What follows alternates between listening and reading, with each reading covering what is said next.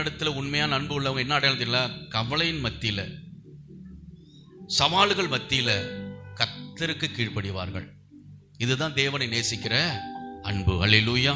தன் சூழ்நிலையை பார்க்க மாட்டார்கள். தன் குடும்ப சூழ்நிலை, அந்த சூழ்நிலை இல்லை, தேவனுக்கு கொடுக்க வேண்டிய அன்பையும் கீழ்ப்படிதலும் அவர்கள் தருவார்கள். இதுதான் தேவன் மேல அவங்க வச்சிருக்கிற நிபந்தனையற்ற அன்பு. அல்லேலூயா. நான் சந்தோஷமா இருக்கும் போது தேவனை நான் துதிப்பேன், ஆராதிப்பேன். நான் சோகமா இருக்கிறேன், நான் கவலையா இருக்கிறேன், எனக்கு போராட்டத்தில் இருக்கு, எனக்கு சரியில்லை குடும்பமே, ஒன்றும் நான் ஜெபம் பண்ண முடியல, அப்படி சொல்லவே கூடாது. நம்ம அது உண்மையான அன்பு கிடையாது. அது நிபந்தனையற்ற அன்பு கிடையாது. நமக்கு தேவை என்றப்ப தேவனை ஆராதிப்பதும் துதிப்பதும் அது சுயநலமான அன்பு. அன்பை பத்தி நிறைய பேசிட்டு வந்திருக்கேன் நான். அல்லேலூயா. இன்னைக்கு இந்த மாசம் பேசினேன். மிருகத்தின் அன்பு, மனுஷனுடைய அன்பு, தேவ அன்பு, அதெல்லாம் முதல் வாரத்தில் நான் பேசினேன். அப்ப தேவனை நேசிக்கிறவர்கள் சவாலான சூழ்நிலை, எனக்கு உபத்திரவம் தான், எனக்கு கவலை தான், என் குடும்பத்துல பிரச்சனை தான், போராட்டம் தான், ஆனா தேவனுக்கு செய்ய வேண்டிய அன்பையும் கீழ்ப்படிதலும் நான் செய்வேன். அதுதான் உண்மையான அன்பு. அவர்கள் ஆசீர்வதிக்கப்படுவார்கள். அந்த கவலையும் அந்த சவாலான சூழ்நிலை கர்த்தர் மாற்றுவார். அல்லேலூயா. யோபுடைய வாழ்க்கை குறித்து நம்ம தியானித்து முடிக்க போகிறோம்.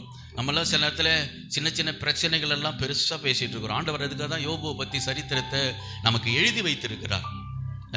எப்பயோ ஒரு சின்ன பிரச்சனைக்கு ரொம்ப கவலைப்பட்டுட்டு இருப்போம். ஆனால் யோபுடைய வாழ்க்கையில் ஒரே நாளில் நடந்த காரியம் எந்த மனுஷனுடைய வாழ்க்கையில் அப்படி நடந்திருக்காது. ஒரே நாளில் நடந்தது. யோபு புத்தகத்தை நீங்க வாசி பார்த்தீங்கன்னா 1ஆம் அதிகாரம் 14வது வசனத்திலேருந்து நீங்க வாசிங்கன்னா யோபுடைய அந்த ஒரு நாள்ல நடக்கிறது.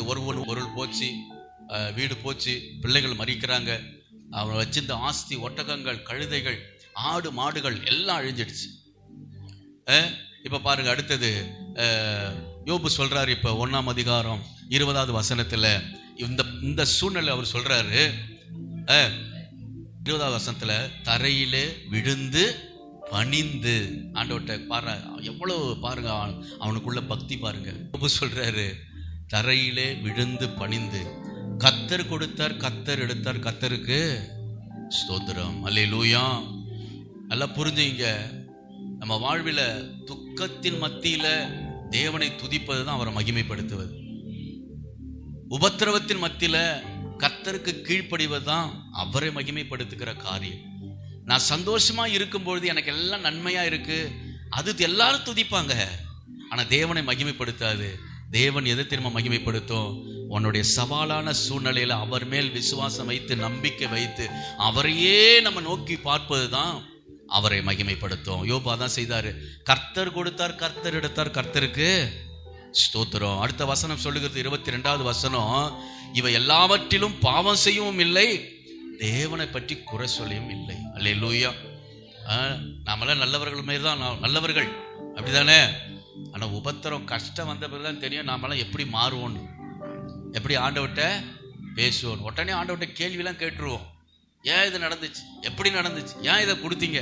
நம்ம என்னமோ 100% உண்மையான ஆளு மாரி, யோபு போல பாவமே செய்யாத ஆளு மாரி, குறையே சொல்லாத ஆளு மாரி. அல்லேலூயா. நமக்குள்ள 1000 குறைபாடுகள் இருக்கு. அதன் மத்தியில கிருபையாய் தேவன் நம்மளை நடத்தி கொண்டு இருக்கிறார். நம்முடைய உத்தமத்தை பார்த்து கர்த்தர் ஆசீர்வதிக்கல. இயேசுவின் ரத்தம் நம்ம மேல இருப்பதனால கிருபை நம்ம மேல இருக்கு. அல்லேலூயா. நல்லா புரிஞ்சுக்கணும். நாம பெரிய பரிசுத்தவான் கிடையாது, வசனத்தை கை கொண்டு உண்மையா நடக்கிற ஆளும் கிடையாது. ஆண்டவர் கிருபையா நடத்துறாருன்னா இயேசு கிறிஸ்துவின் ரத்தம், கல்வாரி ரத்தம் நம்ம மேல மூடப்பட்டு இருப்பதனால அதை பார்த்து கிருபை வைத்து நம்மளை நடத்துகிறார். அல்லேலூயா. செல்வம், செழிப்பு, ஆசீர்வாதம் இதெல்லாம் எங்க இருக்கு? கீழ்ப்படிதலோ கர்த்தருக்கு அன்பு செலுத்துவது தான் இருக்கு. அல்லேலூயா. சின்ன சின்ன கிருபைய, சுகம், விடுதலை, பாதுகாப்பு, இதை நீ நேசிச்சிடாத. கர்த்தருடைய ஐஸ்வர்யம், உயர்வு, அதை நம்ம நேசிக்கணும். செழிப்பு. அல்லேலூயா. அது எப்போ வரும்? அவரை நேசிக்கும் பொழுது, அவர் மேல அன்பு கூறும் போதுதான் வரும். அல்லேலூயா. இப்போ யோபு பத்தி சில காரியங்களை சொல்றேன். அப்ப யோபு, இது நம்ம எல்லாம் வாசிச்சோம். அப்ப யோபுடைய வாழ்க்கை நமக்கு புரியுது. அவர்கிட்ட சுயநலமான அன்பு இருந்துச்சா, நிபந்தனையற்ற அன்பு இருந்துச்சா? அப்ப யோபுடைய அன்பு எப்படி இருந்துச்சு? எதிர்பார்ப்பே இல்லைங்க. அவர் கொடுத்தாரு, அவர் எடுத்தாரு, கர்த்தருக்கு ஸ்தோத்திரம். இருந்தாலும் நான் அவரை நேசிப்பேன், அவர் தான் என்னுடைய தெய்வம் அப்படின்னு அவர் நேசித்தார். அல்லேலூயா. அவருக்குள்ள அசைக்க முடியாத உத்தமம் இருந்தது. உத்தமனா என்ன? நான் பாவம் செய்யல, நான் கர்த்தருக்கு உண்மையா தான் இருந்தேன், அதுல உண்மையா உத்தமமா இருந்தார். அல்லேலூயா. அவர் புலம்பவே இல்லை, ஐயோ நான் பாவம் பண்ணிட்டேன் அதனாலதான் அப்படி நடந்து சொல்லவே இல்லை. நான் பாவம் செய்யல, கர்த்தருக்கு முன்பாக நான் உத்தமனா இருந்தேன். இதன் மத்தியில இந்த உபத்திரம் வந்திருக்குன்னா கர்த்தர் பார்த்துக் கொள்வார். ஒரு அழியில சொல்லுவோமா? அது மட்டுமல்ல, அவன் தேவன் மீது பொறுமை உள்ளவனா இருந்தான். பதறல, பதறி பேசிடல. ஐயோ இப்படி நடந்துருச்சே ஆண்டவரை, எனக்கு ஏன் இந்த தீமை நடந்தது என்று ஆண்டவரை நோக்கி யோபு கேள்வி கேட்கவில்லை. பொறுமையாய் இருந்தான். அல்லேலூயா. தேவன் மீது நம்பிக்கை உடையவனாய் இருந்தான். கர்த்தர் பார்த்துக் கொள்வார், அவர் பார்த்துக் கொள்வார், அவர் நடத்துவார், அவர் சகலத்தையும் செய்ய வல்லவர் என்று சொன்னான். என்ன சொன்னா? அவர் சகலத்தையும் செய்ய வல்லவர், அவர் பார்த்துக்குவார். என் மீட்பர் உயிரோடு இருக்கிறார். என் மீட்பர் என்ன செய்ய? மரித்து போன தெய்வத்தை நான் வணங்கல, என்னுடைய தெய்வம் உயிரோடு இருக்கிறார். எத்தனை பேர் விசுவாசிக்கிறீங்க? அல்லேலூயா. அதான் யோபு சொன்னார், என் மீட்பர் உயிரோடு இருக்கிறார், அவர் எல்லாம் பார்த்துக் கொள்வார். அல்லேலூயா. அது மட்டுமல்ல, இந்த சூழ்நிலையில அவனுக்குள்ள உறுதி இருந்துச்சு. என்ன இருந்துச்சு? உறுதி. என்ன உறுதி தெரியுமா? நண்பர்கள் வந்து சொல்றாங்க, நீ பாவம் செஞ்சிட்டன்னு சொல்றான், நீ அக்கிரமம் பண்ணிட்டன்னு சொல்றான், அதனாலதான் உனக்கு இந்த தண்டனை ஆகுன்னு சொல்லுது மனைவி. மனைவி என்ன சொல்லுது? யோபுவை பார்த்து என்ன சொல்றாங்க? நாண்டு கொண்டு சாவுன்னு சொல்றாங்க. ஆனால் இதுல மத்தியில அவன் உறுதியா இருந்தான். அல்லேலூயா. யோபுட்ட நம்ம கத்துக்கணும், யோபுட்ட நம்ம இதை கத்துக்கணும். உலகம் உன்னை பகைக்கும், உலகம் உன்னை குற்றப்படுத்தும், மனிதர்கள் உன்னை குற்றப்படுத்துவாங்க, நீ உறுதியாயிரு, கர்த்தர் என்னோடு இருக்கிறார். அல்லேலூயா. நீ இந்த மாரி செஞ்சுட்ட, நீ இப்படிலாம் இருந்த, அதான் உனக்கு அப்படி நடந்துன்னு சொல்லும் உலகம். ஆனா நீ ஆண்டவர் மேல் சொல்லு, என் மீட்பர் உயிரோடு இருக்கிறார், அவர் பார்த்து கொள்ளுவார், உறுதியா இருங்க. அல்லேலூயா. அப்ப யோபு உறுதியா இருந்தான். கவலைகள் மற்றும் சவால்கள் மத்தியில யோபு தேவனை நேசித்தார், அவருக்கு கீழ்ப்படுகிற நபராக இருந்தார். அல்லேலூயா.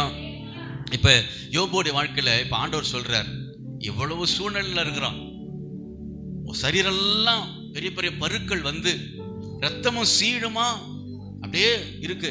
இப்ப ஆண்டவர் சொல்றாரு, பா உன்னுடைய நண்பர்கள் எல்லாம் உனக்கு விரோதமா பேசுறாங்க, எனக்கு கோபம் வருது, எனக்கு கோபம் வருது, நீ என்ன செய்ய? அவங்களுக்காக நீ வந்து ஜெபம் பண்ணு, அவங்களுக்காக நீ வேண்டுதல் பண்ணு அப்படின்னு சொல்றாரு. அல்லேலூயா. அவங்களுக்காக யோபுகிட்ட சொல்ற, நல்லா கவனிங்க அந்த சத்தியத்தை.